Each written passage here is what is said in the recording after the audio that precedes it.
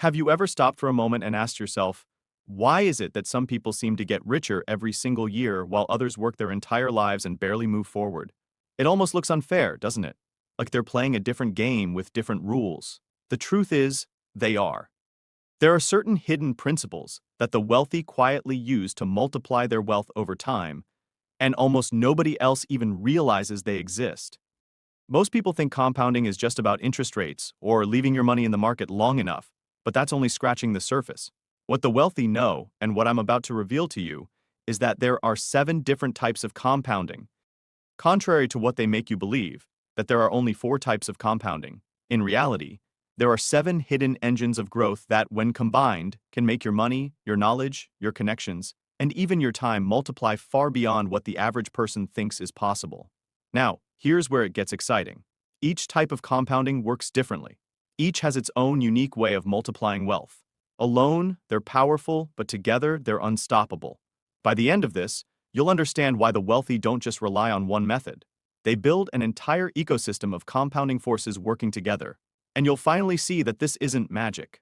It's math, it's discipline, and it's strategy. So, leave a like and let's start.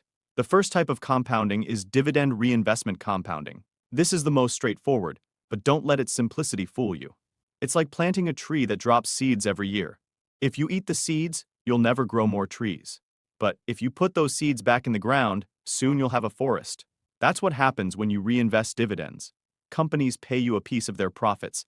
You could take that cash and spend it on something small, or you could instruct your broker to automatically reinvest those dividends into buying more shares. Those new shares then produce even more dividends, which buy even more shares, and the cycle repeats endlessly. The wealthy always activate this reinvestment feature. Why? Because it turns a slow trickle of cash into a snowball that grows larger and faster every year. Imagine investing $50,000 into a strong dividend ETF like SEHD and another $50,000 into Realty Income known for paying monthly dividends. If you reinvest everything, in 30 years that $100,000 could quietly transform into nearly $3.7 million, and you didn't contribute an extra penny. That's the power of dividend reinvestment. Every dollar becomes a little worker, and those workers hire more workers until you have an army producing wealth for you. The wealthy never let dividends sit idle. They make sure every cent is always compounding. The second type of compounding is time in the market compounding. Most people think the trick is timing the market, jumping in and out at the perfect moments. But the wealthy know that trying to predict every swing is a losing game. The real secret is simply staying invested and letting time do the heavy lifting. Because compounding is exponential, it grows faster the longer it runs. The first few years may not look impressive, but the later years are where the explosion happens. Think of it like rolling a snowball down a hill. At first it's small and slow, but as it keeps rolling, it grows larger and picks up unstoppable momentum. Imagine splitting $100,000 between an S&P 500 ETF like VO and a company like Apple. You put $70,000 in the ETF for stability and $30,000 in Apple for growth. If you just left it alone for 30 years, history shows you could end up with more than $58 million. That sounds insane, but that's exactly what happens when exponential growth meets time. Apple's long-term performance shows how a single great investment left untouched for decades can change your family's future forever. The wealthy pass assets down through generations because they know that the compounding curve in year 40 is far more powerful than in year 10. Most people cash out too soon. The wealthy stay in because they know time is the ultimate multiplier. And time combined with the fifth type of compounding becomes such a powerful tool that only a few can manage. The third type of compounding is compounding contributions. This is where discipline turns into magic. Instead of relying only on your starting capital, you continuously add new money over time. Each contribution doesn't just sit there. It starts its own compounding journey, layering growth on top of growth. Think of it like building a house brick by brick. One brick alone won't give you much. But add a brick every single day, and soon you have walls, then rooms, then a mansion. Imagine starting with $100,000 and then adding $1,000 every month into investments like DGRO, a dividend growth ETF, and a solid company like Procter & Gamble. At first, it doesn't feel like much progress, but give it time. After 30 years, your $460,000 in total contributions could grow into nearly $4.5 million. That's almost $4 million of pure growth created by compounding your consistent effort. The wealthy love this method because it guarantees growth regardless of market cycles. When the market is high, you're buying. When the market is low, you're still buying. This smooths out risk and ensures that the compounding engine is always fed. Most people stop contributing when times are hard. The wealthy keep adding fuel to the fire, and that's why their flame never goes out. The fourth type of compounding is dividend growth compounding. This one is like getting a raise every single year without ever asking for it.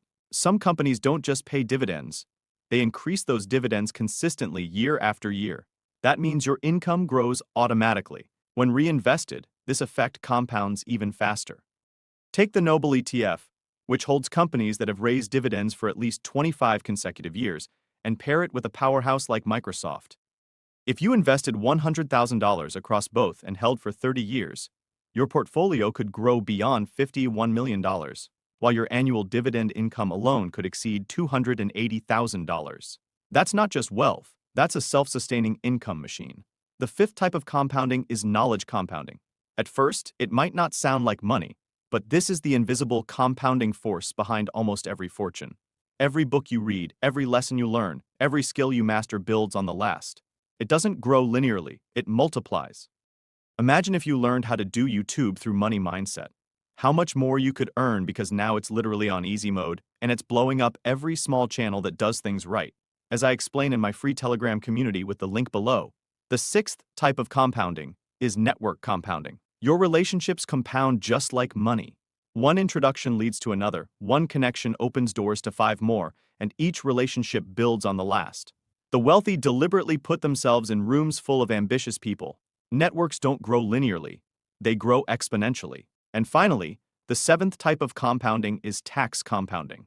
Every dollar you don't pay in taxes is another dollar that keeps compounding for you. The wealthy use every legal structure available: retirement accounts, trusts, corporations, tax-friendly jurisdictions, because reducing taxes boosts compounding dramatically. So, there you have it. 7 types of compounding only the wealthy truly understand and use. Dividend reinvestment, time in the market, compounding contributions, dividend growth, knowledge, networks, and taxes. If you've made it this far in the video on Money Mindset, it means what I'm explaining to you works, right? Let me know which of these types of compounding you already knew about.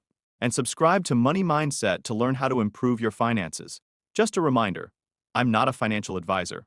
This video is for educational purposes only, and any results depend on your own decisions and actions.